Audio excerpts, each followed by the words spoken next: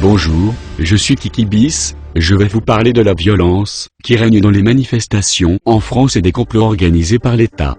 On peut voir que les CRS, policiers, BAC, sèment la terreur dans les manifestations. Violence avec armes de poing, lacrymogènes dans la figure des manifestants. Mais pourquoi tant de haine avec un salaire modeste, si l'on peut dire ainsi? Le gouvernement vous aurait-il promis une augmentation de votre salaire avec une grosse prime en conséquence? Article 9 de la Convention européenne des droits de l'homme, liberté de pensée, de conscience et de religion. Ce qu'elle dit, toute personne a le droit à la liberté de pensée, de conscience et de religion. Ce droit implique la liberté de changer de religion ou de conviction, ainsi que la liberté de manifester sa religion ou sa conviction individuellement ou collectivement, en public ou en privé, par le culte, l'enseignement, les pratiques et l'accomplissement des rites.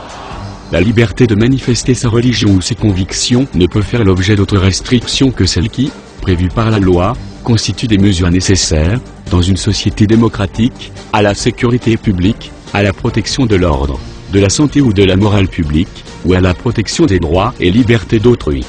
Je vous ferai rappeler quelques textes des droits de l'homme. Article 2. Ces droits sont l'égalité, la liberté, la sûreté, la propriété. Article 7.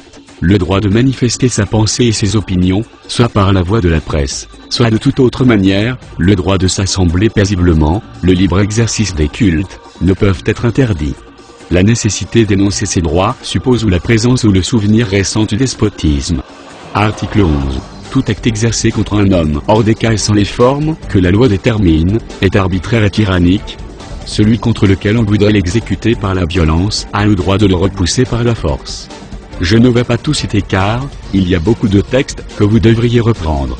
Vous violez la Déclaration des droits de l'homme et du citoyen. En avez-vous conscience? Voici quelques paragraphes d'un témoignage que l'on m'a gentiment transmis. La police adore la vidéosurveillance, mais n'apprécie guère que l'on filme ses propres violences. L'auteur d'une vidéo sur une intervention policière qui a mal tourné le 6 décembre 2015 a été convoqué au commissariat, ainsi que deux autres jeunes femmes qui se trouvent à ses côtés. La censure, c'est parfois simple comme un coup de fil. L'auteur d'une vidéo montrant des violences policières l'a supprimée après un appel la convoquant au commissariat de Tours. Sur place, elle est menacée de poursuites sous un prétexte bidon. Elle avait filmé l'intervention policière particulièrement violente, qui a eu lieu le 6 décembre dans le quartier du Beffroi. Vexés de n'avoir pu interpeller un homme qui roulait à scooter, les policiers s'en prennent d'abord à un groupe de jeunes installés à côté du laboratoire d'analyse médicale, avant de brutaliser une famille. Menaces, insultes à caractère raciste et sexiste, coups. Cette habitante du quartier enregistre une partie de la scène depuis une fenêtre. Publiée sur Facebook, la vidéo est visionnée plusieurs milliers de fois. Elle montre notamment un policier porter un coup de pied dans le haut du corps d'un homme plaqué au sol. Fin décembre, les policiers convoquent par téléphone l'auteur de la vidéo. Paniquée, elle décide de la supprimer. Au commissariat, elle apprend qu'elle fait l'objet d'une plainte des flics, sans qu'elle ait connaissance du motif précis. A priori il s'agirait de poursuites pour injure ou outrage. Le jeudi 26 mai 2016, deux policiers de la BAC sortent une arme automatique visant des manifestants. Cherchez-vous à impressionner le peuple? En complote avec le gouvernement français, vous devenez complice de leur magouille.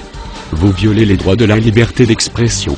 Tout individu de nature française ou étrangère a le droit de s'exprimer librement et en toute légalité. Je vous rappelle également que tout individu de n'importe quelle origine a le droit de couvrir son visage dans une manifestation à la vue de photographes, etc. Le droit à l'image des personnes en France repose sur plusieurs textes législatifs. La jurisprudence y tient une place importante. L'article 226-1, 2° du Code pénal précise qu'il n'est possible de diffuser une photographie représentant une personne reconnaissable qu'avec son autorisation. Manifestant, manifestante, je vous invite donc que cela est nécessaire à cacher votre identité à l'approche des médias.